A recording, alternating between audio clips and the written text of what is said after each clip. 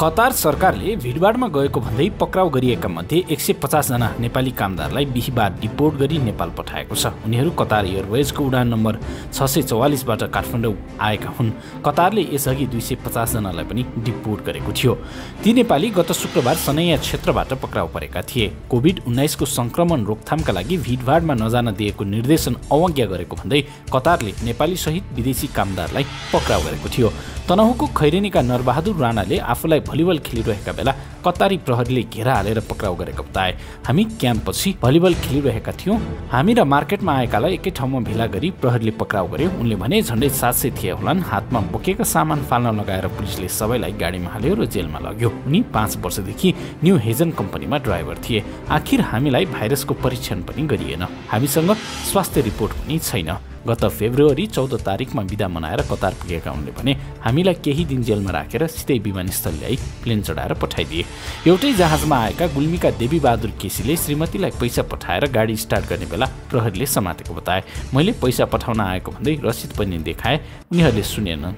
सबैलाई उठाएर बसमा हाले। 17 वर्षदेखि कतारमा कार्यरत उनले भने चेतावनी पनि नदिई पठाइयो। उनले कम्पनीबाट 17 वर्षको बोनस नपाएको बताए। यो कुरा हाम्रो दूतावासलाई थाहा छ कि छैन होला। उनले भने यत्रा मान्छे पक्राउ हुँदा पनि दूतावासले केही गरेन। चित्त दुखेको छ।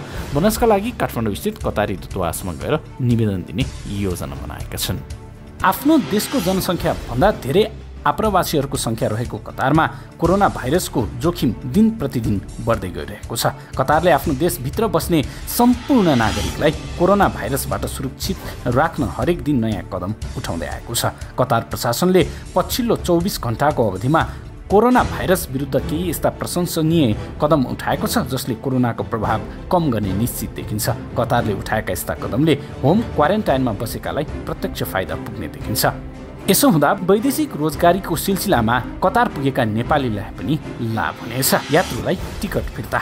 कतार एयरवेजको टिकट किनेर भाइरसका कारण यात्रा गर्न नपाएकाहरूलाई टिकट फिर्ता ल्याउने अथवा स्थगन गरेर निशुल्क अर्को मितिमा सार्न सकिने विकल्पको व्यवस्था गरिने बताएको छ। त्यसका लागि टिकट खरिद गरेको ठाउँमा सम्पर्क गर्न एयरवेजले आग्रह पनि गरेको छ।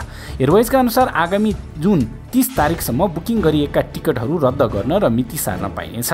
कोरोनाको प्रकोप बढ्दै गएपछि कतार सरकारले सम्भावित जोखिमलाई ध्यान दिँदै अन्तर्राष्ट्रिय उडानमा प्रतिबन्ध लगाएपछि एयरवेजका उडान प्रभावित हुन पुगेका हुन्। निशुल्क सेनिटाइज सेवा। कतारको पेट्रोलियम कम्पनी उकुडले गाडी धुलाई गर्दा निशुल्क सेनिटाइज गरिदिने भएको छ। गाडीभित्र रहेको सम्भावित भाइरसलाई निर्मूल गर्न कम्पनीले निशुल्क सेनिटाइजर स्प्रे गाडीभित्र छर्किदिने भएको छ। साथै उकुडले आफ्नो मातहतमा रहेर भाडा तिर्नेहरूलाई 3 महिनाका लागि भाडा छुट दिने भएको छ। अल्मिराद्वारा 48 घण्टाभित्रै अस्थायी शाखा विस्तार। कतारमा किराना, फलफुल, सागसब्जी तथा तरकारीका लागि प्रख्यात सुपरमार्केट अल्मिराले 48 घण्टाभित्रै अस्थायी शाखा विस्तार गर्ने भएको छ। कोरोना भाइरसका कारण बजारमा किनमेल गर्न नपाएका कामदारहरूलाई मध्यनजर गर्दै कतारको मुकायनिस क्षेत्रमा उक्त मार्केट स्थापना गरिने भएको हो। परीक्षा गर्न नपाएका विद्यार्थीले छुटेको विषयमा फुल मार्क पाउने। कोरोना भाइरसका कारण परीक्षा दिन छुटेका 3वटा विषयमा पुनः परीक्षा नलिई सबैलाई पुरा अङ्क फुल मार्क दिने कतार शिक्षा मन्त्रालयले जनाएको छ। कतार शिक्षा मन्त्री फाउजिया अल खेतरले पेनिन्सुलालाई जानकारी दिए अनुसार भाइरसको असरले विद्यार्थीको पढाइमा बाधा नपुग्ने गरी कक्षा सञ्चालनको तयारी गरिएको छ। मन्त्रालयले भर्चुअल लर्निङ अनलाइनको माध्यमबाट घरमै विद्यार्थीलाई पढाउन सकिने विकल्पमा पनि काम गरिरहेको जनाएको छ। टेलिकम ओरेडुले घरमै बसौँ अभियान अन्तर्गत भारी छुट दिने। भाइरसका कारण बाहिर निस्किने वातावरण अनुकूल नभएपछि कतार स्थित टेलिकम कम्पनी ओरेडुले विभिन्न शीर्षकमा भारी छुट दिने भएको छ। तीव्र गतिको इन्टरनेट, निशुल्क मोबाइल रेमिटेन्स सेवा, रिचार्ज गर्दा 2 गुणा बोनस जस्ता अनेक सुविधा दिने बताएको छ। ओरेडु जस्तै अर्को दूरसञ्चार सेवा प्रदायक कम्पनी भोडाफोनले पनि असीमित डाटा अर्थात् अनलिमिटेड डाटा र फ्री वाइफाईको सुविधा दिने बताएको छ। सम्भावित कोरोना संक्रमणलाई मध्यनजर गर्दै चितवनको भरतपुरमा 72 घण्टामै अस्पताल बनेको छ। कोरोना संक्रमणको उच्च जोखिम नियन्त्रणका लागि भरतपुरमा 72 घण्टामा 70 शय्याको अस्थायी अस्पताल निर्माण सम्पन्न गरिएको हो। चितवन उद्योग सङ्घको प्रदर्शनी केन्द्रमा भरतपुर कोरोना विशेष अस्पताल बनाएको अस्पतालका प्राविधिक संयोजक डाक्टर भोजराज अधिकारीले जानकारी दिए। अस्पतालमा आइसियु, एसडियु र जनरल वार्ड सहित 70 शय्याको अस्पताल बनाइएको हो। आइसियु र एसडियू बेड तयार गर्न केही दिन लाग्ने भए पनि अन्य बेड बिहिबार नै तयार पारिएको छ। कोरोना फैलिएपछि छिमेकी मुलुक चीनले वुहान शहरमा 10 दिनमा 1000 बेडको अस्पताल बनाएर विश्वलाई चकित बनाएको थियो। भरतपुरमा पनि त्यसकै झल्को दिने गरी 72 घण्टामा 70 बेडको अस्पताल निर्माण गरिएको हो। उक्त अस्पताल शुक्रबारबाट बिरामी भर्ना गर्न मिल्ने गरी तयार पारिएको हो। संक्रमित भइहाले अन्य मानिसमा नपुगोस् भनेर सतर्कता अपनाउन अस्थायी अस्पताल बनाउन लागि संघले जनाएको छ। कोरोनाको शंका लागेका बिरामीलाई मात्र त्यहाँ राखिनेछ। भरतपुर महानगरपालिकाका मेयर रेणु दाहालले महानगरको उद्देश्य अनुसार निर्धारित समयमै अस्पताल निर्माण सम्पन्न गरिएको जानकारी दिइन्। बिहिबार आयोजित पत्रकार सम्मेलनमा मेयर दाहालले 50 बेड तयार भइसकेको भन्दै बाँकी आइसियु लगायतका बेड 2-3 दिनभित्र तयार हुने जानकारी दिइन्। उनले उक्त अस्पतालमा भरतपुर महानगरपालिका बाहेक देशभरका बिरामीलाई सेवा प्रदान गर्न सक्ने भन्दै अस्पताल निर्माणमा सहयोग गर्ने स्थानीय जनता, स्थानीय प्रशासन, सुरक्षाकर्मी र व्यवसायीहरूलाई धन्यवाद व्यक्त गरिन्। महानगरपालिकाको आर्थिक सहयोगमा निर्माण गरिएको अस्पतालमा 8 वटा भलिन्टियरका लागि प्रदेश सरकार र सङ्घीय सरकारसँग कुराकानी भइरहेको मेयर दाहालको भनाइ छ। अस्पतालका प्राविधिक संयोजक अधिकारीले 70 बेडबाट विस्तार गरेर 300 बेडसम्मको अस्पताल बनाउन सकिने जानकारी दिए। कोरोना भाइरसको उद्गम थलो भनेर चिनिएको छिमेकी राष्ट्र चीनले नेपाललाई कोरोना विरुद्ध लड्न आवश्यक सबै सहयोग उपलब्ध गराउने बताएको छ। चिनिया दूतावास मार्फत चीनले नेपाल सरकारलाई के सहयोग र सहायता आवश्यक पर्छ भनेर लिस्ट समेत मागेको छ। परराष्ट्र मन्त्रालय स्रोतका अनुसार नेपाल कोरोना संक्रमणको सम्भावित दबावमा रहेको र यसले नेपालको अर्थतन्त्र तथा जनजीवनमा प्रभाव पारेको भन्दै चीन यसबेला नेपाललाई सबै खाले सहायता दिन तयार रहेको जानकारी गराइएको छ। चीनले केही राष्ट्रलाई सहायता बढाउने नीति अनुरूप नेपालको आवश्यकता के हो भनेर सोधेको हो। चीनले नेपाललाई पठाएको पत्रमा सोधिएको छ के नेपाल यति बेला चीनको सहयोग र सहायता चाहन्छ, जस्तो कि नेपाललाई ऊर्जामा सहायता चाहिएको हो। नेपाललाई हामीले मास्क र अन्य मेडिकल सप्लाइजहरू सहितको मेडिकल टिम पठाउनु पर्छ। हामी जुनसुकै बेला पनि तत्पर छौँ। चीनले नेपालमा कोरोना भाइरस संक्रमण अन्त्य भएसँगै नेपाल भ्रमण गर्ने पर्यटक चीनबाटै पहिलो भ्रमण गराउन समेत चाहेको जनाएको छ। त्यस्तै उसले चीनले नेपालका विकास परियोजनाहरूमा तीव्रता दिइने समेत बताएको छ।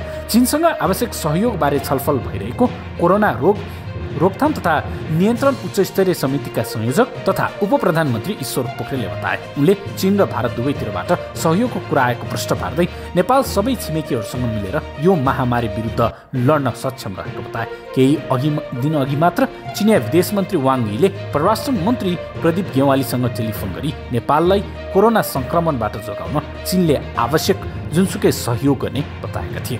नेपालले चीनलाई कोरोना विरुद्ध लड्न 1 लाख थान मास्क पठाएर यज्ञबद्धता जनाएको थियो।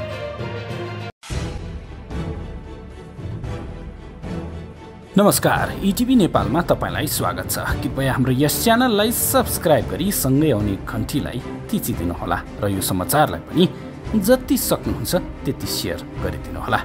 आफ्नो देशको जनसङ्ख्या भन्दा धेरै आप्रवासीहरूको सङ्ख्या रहेको कतारमा कोरोना भाइरसको जोखिम दिन प्रतिदिन बढ्दै गइरहेको छ। कतारले आफ्नो देशभित्र बस्ने सम्पूर्ण नागरिकलाई कोरोना भाइरसबाट सुरक्षित राख्न हरेक दिन नयाँ कदम उठाउँदै आएको छ। कतार प्रशासनले पछिल्लो 24 घण्टाको अवधिमा कोरोना भाइरस विरुद्ध केही यस्ता प्रशंसनीय कदम उठाएको छ जसले कोरोनाको प्रभाव कम गर्ने निश्चित देखिन्छ। कतारले उठाएका यस्ता कदमले होम क्वारेन्टाइनमा बसेकालाई प्रत्यक्ष फाइदा पुग्ने देखिन्छ। यसो हुँदा वैदेशिक रोजगारीको सिलसिलामा कतार पुगेका नेपालीलाई पनि लाभ हुनेछ। यात्रुलाई टिकट फिर्ता।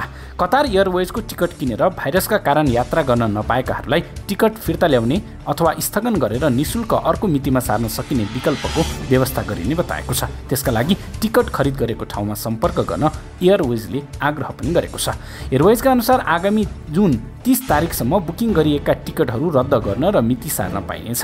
कोरोनाको प्रकोप बढ्दै गएपछि कतार सरकारले सम्भावित जोखिमलाई ध्यान दिँदै अन्तर्राष्ट्रिय उडानमा प्रतिबन्ध लगाएपछि एयरवेजका उडान प्रभावित हुन पुगेका हुन्। निशुल्क सेनिटाइज सेवा। कतारको पेट्रोलियम कम्पनी उकुडले गाडी धुलाइ गर्दा निशुल्क सेनिटाइज गरिदिने भएको छ। गाडीभित्र रहेको सम्भावित भाइरसलाई निर्मूल गर्न कम्पनीले निशुल्क सेनिटाइजर स्प्रे गाडीभित्र छर्किदिने भएको छ। साथै उकुडले आफ्नो मातहतमा रहेर भाडा तिर्नेहरूलाई 3 महिनाका लागि भाडा छुट दिने भएको छ। अल्मिराद्वारा 48 घण्टाभित्रै अस्थायी शाखा विस्तार।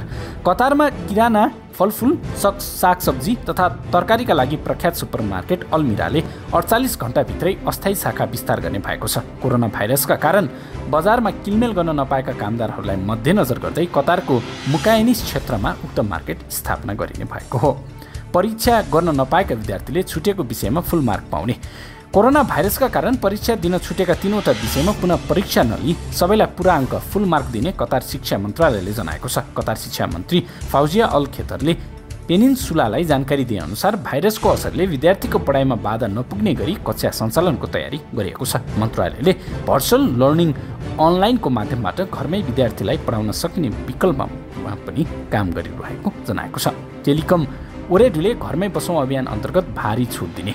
भाइरसका कारण बाहिर निस्किने वातावरण अनुकूल नभएपछि कतार स्थित टेलिकम कम्पनी ओरेडुले विभिन्न शीर्षकमा भारी छुट दिने भएको छ। तीव्र गतिको इन्टरनेट, निःशुल्क मोबाइल रेमिटेन्स सेवा, रिचार्ज गर्दा 2 गुणा बोनस जस्ता अनेक सुविधा दिने बताएको छ। ओरेडु जस्तै अर्को दूरसञ्चार सेवा प्रदायक कम्पनी भोडाफोनले पनि असीमित डाटा अर्थात् अनलिमिटेड डाटा र फ्री वाइफाईको सुविधा दिने बताएको छ।